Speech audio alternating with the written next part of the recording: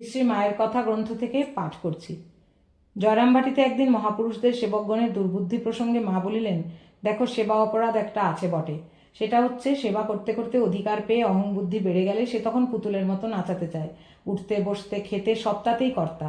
সেবার ভাব আর থাকে না। যারা নিজের দেহ সুখ ভুলে তাঁর সুখ দুঃখ, নিজের সুখ দুঃখ জ্ঞান করে সেবা করে, তাদের ওরূপ হবে কেন?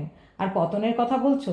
অনেক মহাপুরুষের চারিদিকে ঐশ্বর্যের ভাব থাকে, তাই দেখে অনেকে তাদের সেবা করতে এসে ওতেই মত্ত থাকে আর পরে ওতেই ডুবে মরে।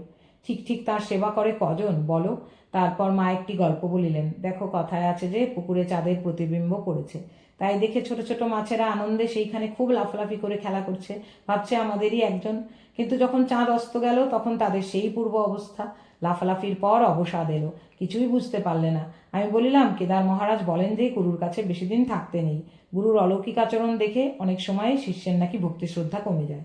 মা হাসিতে হাসিতে বলিতেছেন, তোমরা বাবা ওসব কথায় মন খারাপ করো না। তাহলে আমার কাজ চলে কি করে? অত ভগবান বুদ্ধি না করে মানুষ বুদ্ধিতে আমি যা বলি দেখে শুনে কাজগুলি যা করছো করে যাও, তোমাদের কোনো ভয় নাই। একদিন ভক্তদের অনেকগুলি পত্র আসিয়াছে। সন্ধ্যার পর মাকে পড়িয়া শুনাইলাম। পত্র শুনিয়া মা বলিতেছেন, কত রকম ছেলেরা কত কি ইচ্ছা লিখেছে দেখলে।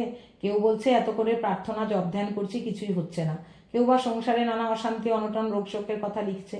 আর এসব শুনতে পারিনি। ঠাকুরকে বলি, ঠাকুর, এদের ইহকাল পরকাল তুমিই রক্ষা করো। আমি মা হয়ে আর কি বলবো?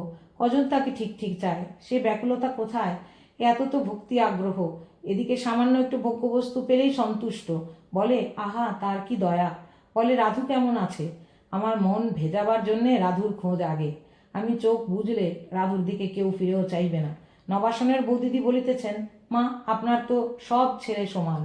যে বিয়ে করার মতামত চেয়েছে তাকে আপনি অনুমতি দিচ্ছেন, আর যে সংসার ত্যাগ করতে চায় তাকে সেই মতো ত্যাগের প্রশংসা করে উপদেশ দিচ্ছেন।